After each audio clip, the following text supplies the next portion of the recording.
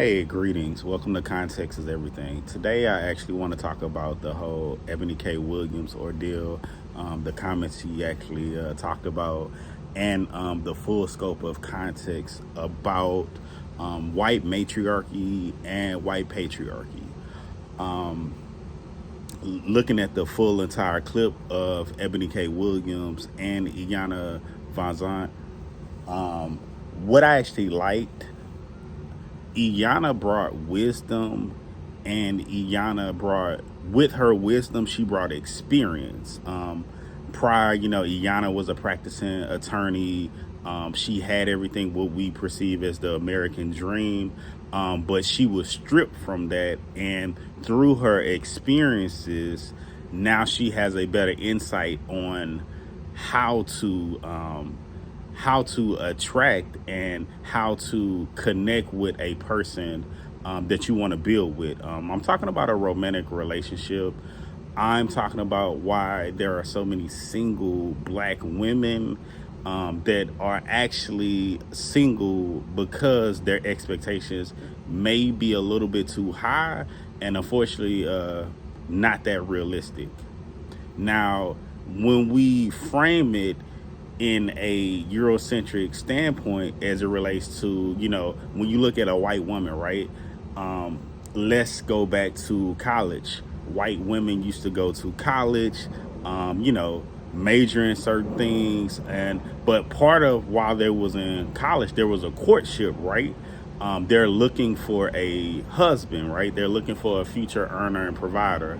And so we've adapted that as black people. Man, this thing is multi-layered. What Ebony K. Williams wants, I mean, that's her personal preference. I don't think it's anything wrong with it. However, it was condescending. But let me move back right quick. When we inherit other people's perspectives and culture, that's something that when we digest that, we may not be we may not have the same outcomes, right, or the same benefits. So I'll give you a quick example. When you look at Ebony K. Williams, she checks off for so many boxes, right? She's educated, has a JD. She's beautiful. She's a professional woman, right?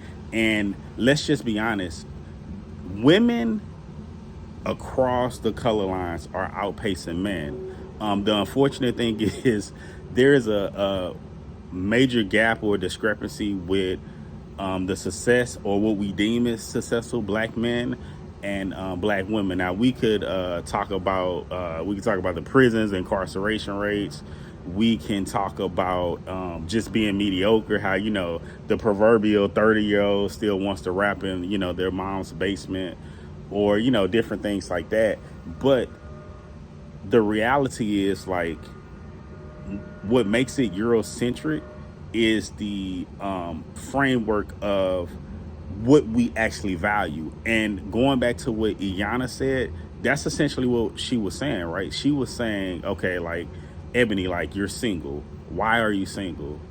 Or why are so many black women single who are, deem themselves as success, or, they're the total package. So what we value versus what we should value is totally different. Like, this is not to say, like Ebony said, like a bus worker can't be an asshole, or can't be abusive or a cheater, and vice versa. Like, someone who's uber successful is not necessarily that individual could be nice. It could be a one woman person. But man, let's keep it 100 right quick. A man that is equally yoked, like Ebony K. Williams is 39 years old. She's about to turn 40. That is not old. But to a man with that level of success, they're going to want to date a younger woman. Let's just keep it 100. So, like, Ebony has no, I don't fault Ebony for wanting her preference. That's her personal preference.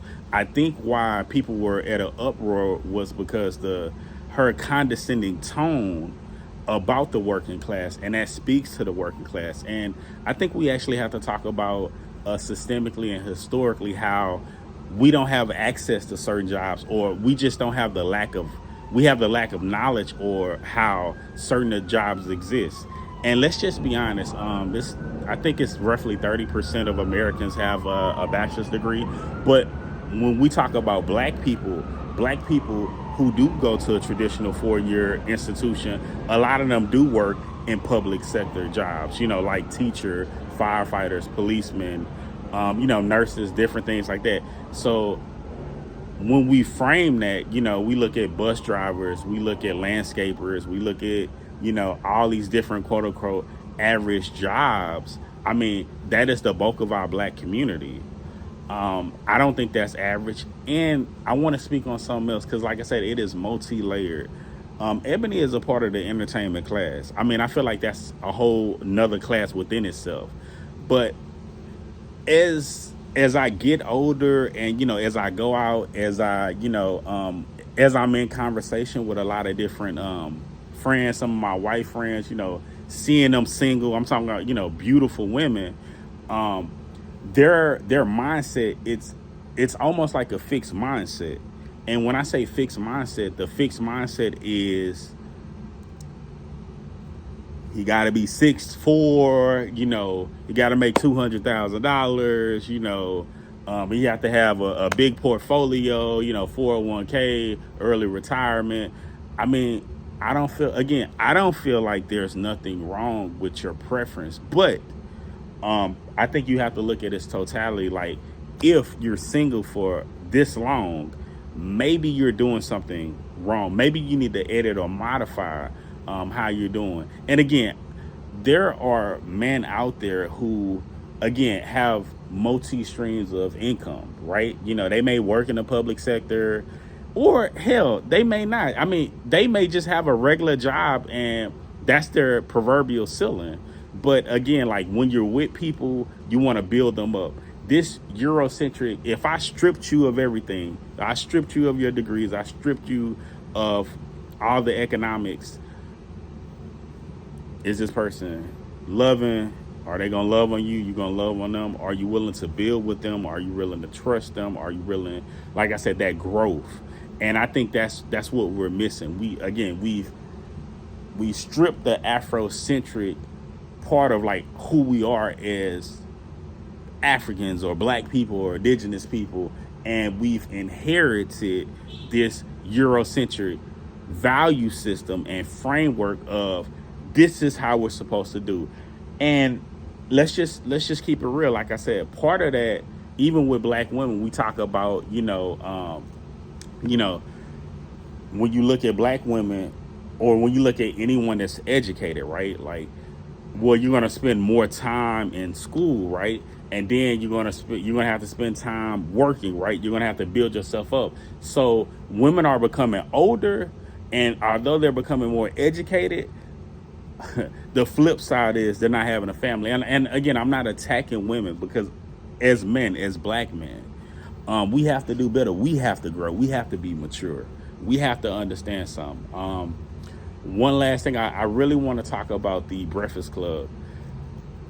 I enjoyed the interview. I appreciated Ebony K perspective, but prior to the Breakfast Club interview, Ebony K doubled down and she kind of switched the narrative. Everything she was saying was factual, like as it relates to like the definition of mediocre, and like how Black America needs to build, and how we need to not have a fixed mindset. But she switched it again, the condescending tone. Now, shout out to DJ Envy. He represented, Charlemagne represented the one half of, I don't know what podcaster, but it was really good because he held Ebony K accountable. Again, I don't think anyone is beating her up because of her preference. It was just her condescending tone when Iyanla asked her, like, hey, would you date a bus driver? And it's not like she said, oh, nah, I wouldn't date a bus driver. It's if he owned the bus. And again, that is condescending. And I said, that is like the proverbial, like, disposition and mindset that a lot of like black women, educated black women, and again, when I say a lot, I'm not talking about the bulk. I'm not talking about a mass amount, but I'm talking about that demographic, that particular woman who is highly educated, who is highly successful, especially uber successful, that is single. Because remember, there are a lot of, let's just be honest, black women have outpaced black men, right? Uh, but the reality is, there are some women who are still married to the idea of like, hey, I still need a partner to roll with. I want someone to build. So they modify their expectations for their happiness, right? Because at the end of the day, it's all about your personal happiness.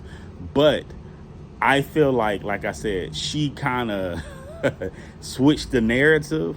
And although a lot of things she was saying was factual as it relates to like, the earning gaps, the wage gaps, um, the per how Indians are one of the highest earners and how African Americans are one of the lowest. Again, I think even if we don't know the stats, I think we actually understand that, right? But I just wish, and I don't think this is going to happen because you can't change anyone's mind. I just think moving forward, for the dialogue that we actually need to have, we need to think from a African or Afrocentric perspective as it relates to like, how do we value each other? How can we build from one another? But man, that's just my 2 cents. That's all I got, man.